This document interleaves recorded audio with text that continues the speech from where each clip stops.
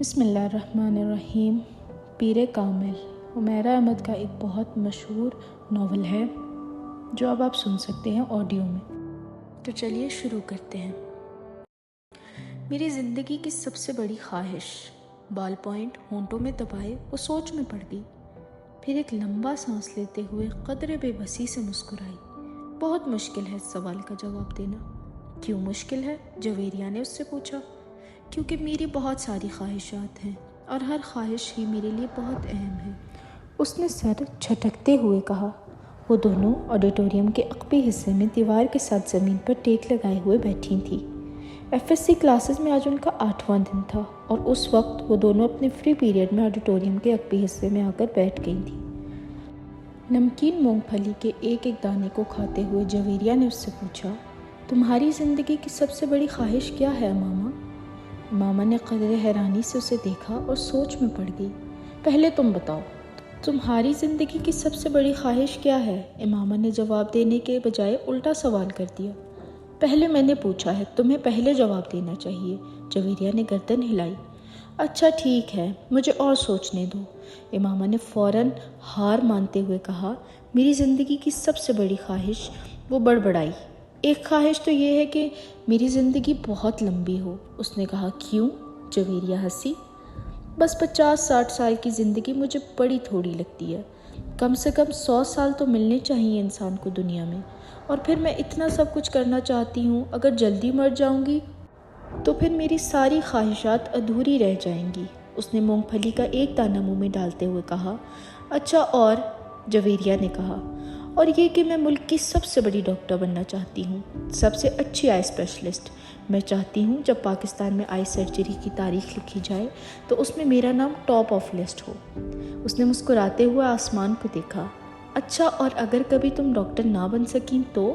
جویریہ نے کہا۔ آخر یہ میرٹ اور قسمت کی بات ہے۔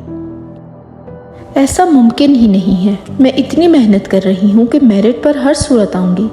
پھر میرے والدین کے پاس اتنا پیسہ ہے کہ میں اگر یہاں کسی میڈیکل کالج میں نہ جا سکی تو وہ مجھے بیرون ملک بھجوا دیں گے۔ پھر بھی اگر کبھی ایسا نہ ہو کہ تم ڈاکٹر نہ بن سکو تو؟ ہو ہی نہیں سکتا، یہ میری زندگی کی سب سے بڑی خواہش ہے۔ میں اس پروفیشن کے لیے سب کچھ چھوڑ سکتی ہوں، یہ میرا خواب ہے، اور خوابوں کو بھلا کیسے چھوڑایا بھلایا جا سکتا ہے؟ امپاسبل، امامہ نے قطعی انداز میں سر ہلاتے ہوئے تھیلی پر رکھے ہوئے دانوں میں سے ایک اور دانہ منہ میں ڈالا۔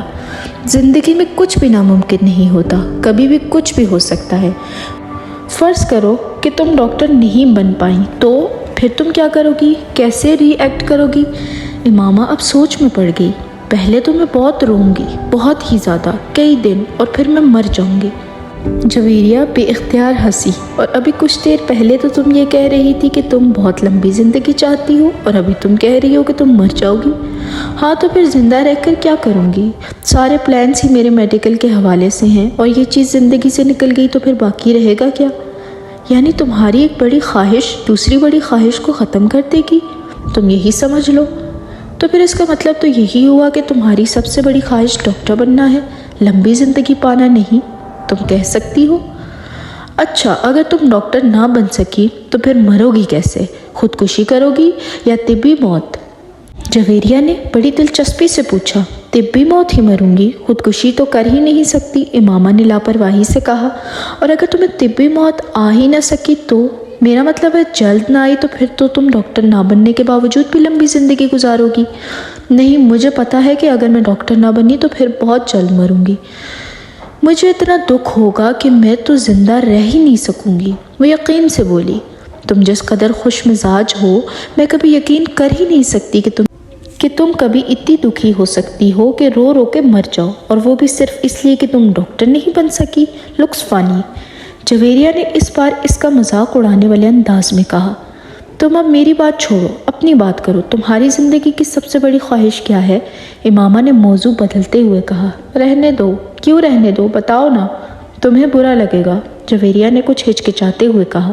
امامہ نے گردن موڑ کر حیرانی سے اسے دیکھا۔ مجھے کیوں برا لگے گا؟ جویریہ خاموش رہی۔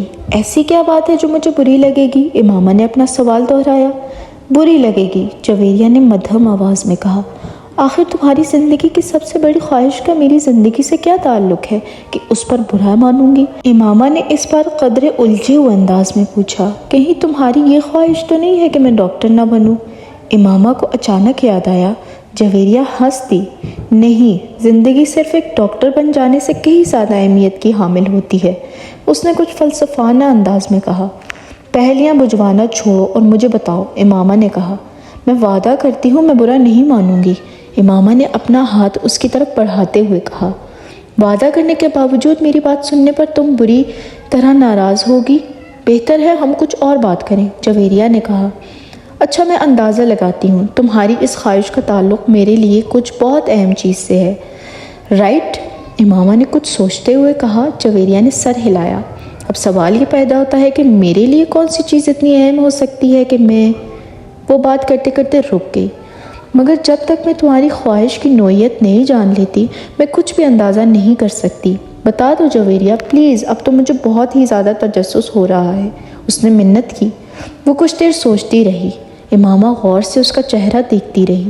کچھ دیر کی خاموشی کے بعد جویریہ نے سر اٹھا کر امامہ کو دیکھا۔ میری پروفیشن کے علاوہ میری زندگی میں فی الحال جن چیزوں کی اہمیت ہے وہ صرف ایک ہی ہے، اور تم اس کے حوالے سے کچھ کہنا چاہتی ہو تو کہو، میں برا نہیں مانوں گی، امامہ نے سنجیدگی سے کہا۔ جویریہ نے قدرے چونک کر اسے دیکھا اور اپنے ہاتھ میں موجود ایک انگوٹھی کو دیکھ رہی تھی۔ جویریہ مسکرائی۔ میری زندگی کی سب سے بڑی خواہش یہ ہے کہ تم… جویریہ نے اسے اپنی خواہش بتائی۔ امامہ کا چہرہ یکدم سفید پڑ گیا۔ وہ شوق تھی یا حیرت زدہ؟ جویریہ اندازہ نہیں کر سکی، مگر اس کے چہرے کے تاثرات یہ ضرور بتا رہے تھے کہ جویریہ کے منہ سے نکلنے والے جملے اس کے ہر اندازے کے برعکس تھے۔ میں نے تم سے کہا تھا نا کہ تم برا مانو گی، جویریہ نے جیسے صفائی پیش کرنے کی کوشش کی، مگر امامہ کچھ کہے بغیر اسے دیکھتی رہی۔ موئز حلق کے بل چلاتا ہوا درد سے دوہرا ہو گیا۔ اس کے دونوں ہاتھ اپنے پیٹ پر تھے۔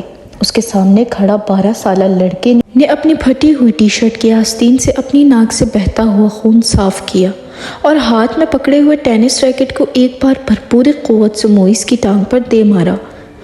موئز کے حلق سے ایک بار پھر چیخ نکلی اور وہ اس بار سیدھا ہو گیا۔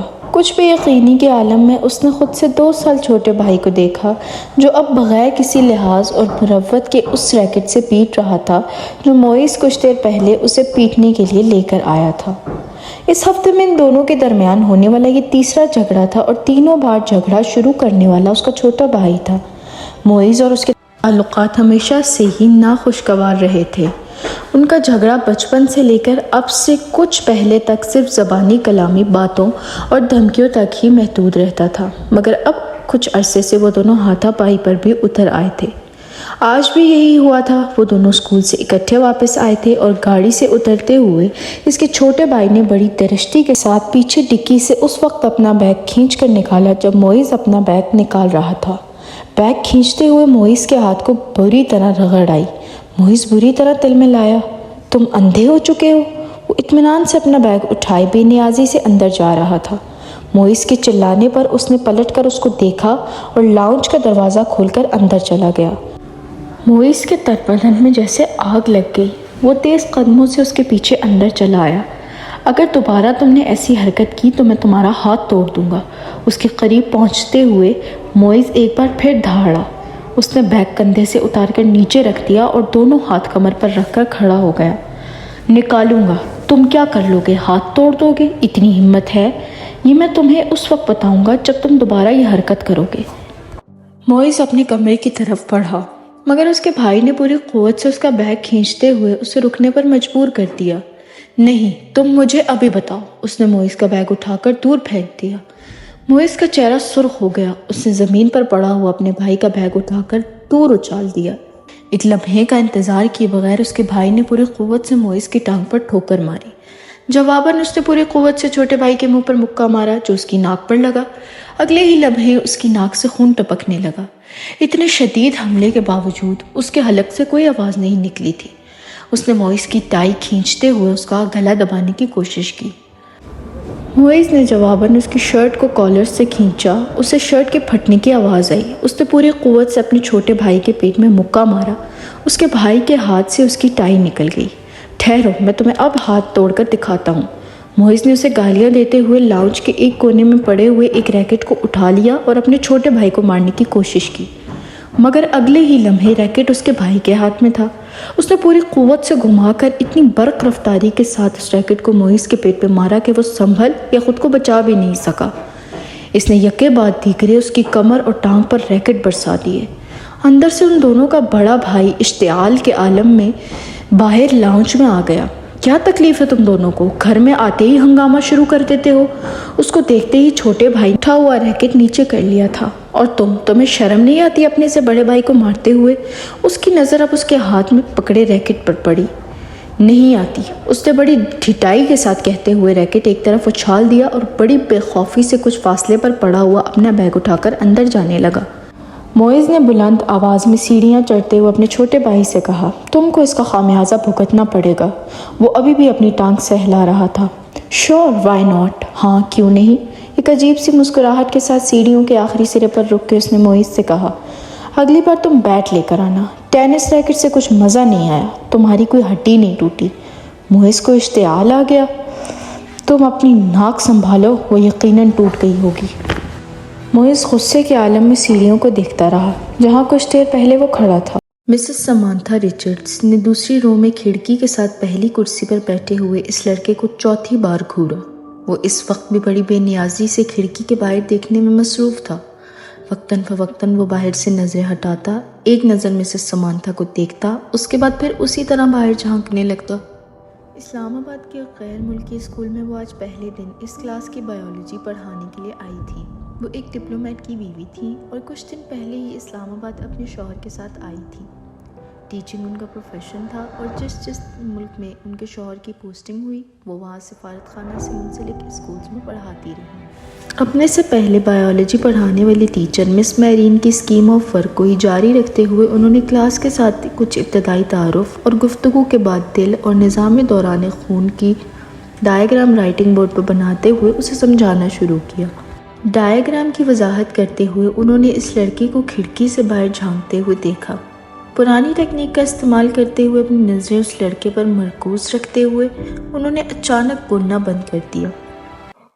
کلاس میں یکدم خاموشی چھا گئی۔ اس لڑکے نے سر گھما کر اندر دیکھا۔ مسز سمانتھا رچرڈز سے اس کی نظریں ملی۔ مسز سمانتھا رچرڈز مسکرائیں اور ایک بار پھر انہوں نے اپنا لیکچر شروع کر دیا۔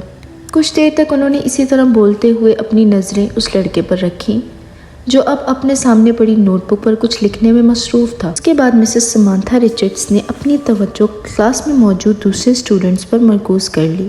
ان کا خیال تھا کہ وہ خاصا شرمندہ ہو چکا ہے، دوبارہ باہر نہیں دیکھے گا، مگر صرف 2 منٹ کے بعد انہوں نے ایک بار پھر کھڑکی سے باہر متوجہ دیکھا۔ وہ ایک بار پھر بولتے بولتے خاموش ہو گئیں۔ بلا توقف اس لڑکے نے گردن موڑ کر پھر ان کی طرف دیکھا۔ اس بار مسز سمانتھا رچرڈز مسکرائی نہیں بلکہ قدر سنجیدگی سے اسے دیکھتے ہوئے ایک بار پھر لیکچر دینا شروع کر دیا۔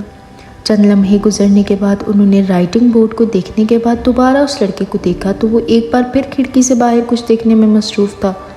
اس بار غیر محسوس طور پر ان کے چہرے پر کچھ ناراضگی نمودار ہوئی اور وہ کچھ جھنجھلاتے ہوئے خاموش ہوئی، اور ان کے خاموش ہوتے ہی اس لڑکے نے کھڑکی کے باہر سے اپنی نظریں ہٹا کر ان کی طرف دیکھا۔ اس بار اس لڑکے کے ماتھے پر بھی کچھ شکنیں تھیں۔ ایک نظر مسز سمانتھا رچرڈز کو ناگواری سے دیکھ کر وہ ایک بار پھر کھڑکی کے باہر دیکھنے لگا۔ اس کا انداز اس قدر توہین آمیز تھا کہ مسز سمانتھا رچرڈز کا چہرہ سرخ ہو گیا۔ سالار، تم کیا دیکھ رہے ہو؟ انہوں نے سختی سے پوچھا۔ نتھنگ، یک لفظی جواب آیا۔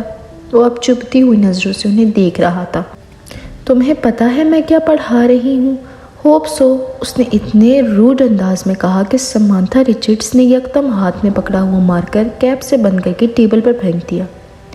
یہ بات ہے تو پھر یہاں آؤ اور یہ ڈائیگرام بنا کر اس کو لیبل کرو، انہوں نے اسپنج کے ساتھ رائٹنگ بورڈ کو صاف کرتے ہوئے کہا۔ یک کے بعد دیگرے لڑکے کے چہرے پر کئی رنگ آئے۔ انہوں نے کلاس میں بیٹھے ہوئے اسٹوڈنٹس کو آپس میں نظروں کا تبادلہ کرتے دیکھا۔ وہ لڑکا اب سرد نظروں کے ساتھ سمانتھا رچرڈز کو دیکھ رہا تھا۔ جیسے ہی انہوں نے رائٹنگ بورڈ سے آخری نشان صاف کیا، وہ اپنی کرسی کے ایک جھٹکے کے ساتھ اٹھا۔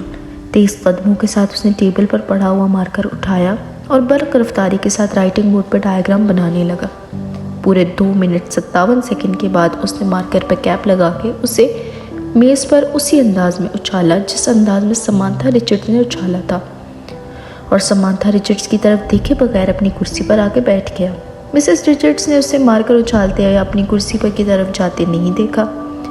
وہ بے یقینی کے عالم میں رائٹنگ بورڈ پر 3 منٹ سے کم عرصہ میں بنائی جانے والی اس لیبل ڈائیگرام کو دیکھ رہی تھی جسے بنانے میں انہوں نے 10 منٹ لیے تھے، اور وہ ان کی ڈائیگرام سے زیادہ اچھی تھی۔ وہ کہیں بھی معمولی سی غلطی بھی نہیں ڈھونڈ سکی۔ کچھ خفیف سی ہوتے ہوئے انہوں نے گردن موڑ کر ایک بار پھر اس لڑکے کو دیکھا، پھر کھڑکی سے باہر دیکھ رہا تھا۔ وسیم نے تیسری بار دروازے پر دستک دی۔ اس بار اندر سے امامہ کی آواز سنائی دی۔ کون ہے؟ امامہ، میں ہوں، دروازہ کھولو۔ وسیم نے دروازے سے اپنا ہاتھ ہٹاتے ہوئے کہا۔ اندر خاموشی چھا گئی۔ کچھ دیر بعد دروازے کا لاک کھلنے کی آواز سنائی دی۔ وسیم نے دروازے کے ہینڈل کو گھما کر دروازہ کھول دیا۔ امامہ اس کی جانب پشت کیے اپنے بیڈ کی طرف بڑھی۔ تمہیں اس وقت کیا کام آن پڑا مجھ سے؟ آخر تم نے اتنی جلدی دروازہ کیوں بند کر لیا تھا؟ ابھی تو 10 بجے ہیں۔ وسیم کمرے میں داخل ہوتے ہوئے بولا، بس نیند آ رہی تھی مجھے۔ وہ بیڈ پر بیٹھ گئی۔ وسیم اس کا چہرہ دیکھ کر چونک گیا۔ تم رو رہی تھی؟ بے اختیار اس کے منہ سے نکلا۔ امامہ کی آنکھیں سرخ اور سوجی ہوئی تھیں اور وہ اس سے نظریں چرانے کی کوشش کر رہی تھی۔ نہیں، رو نہیں رہی تھی، بس سر میں کچھ درد ہو رہا تھا۔ امامہ نے مسکرانے کی کوشش کی۔ وسیم نے اس کے پاس بیٹھے ہوئے اس کا ہاتھ پکڑ کر ٹیمپریچر چیک کرنے کی کوشش کی۔ کہیں بخار تو نہیں ہے؟ اس نے کچھ تشویش بھرے انداز میں کہا اور پھر ہاتھ چھوڑ دیا۔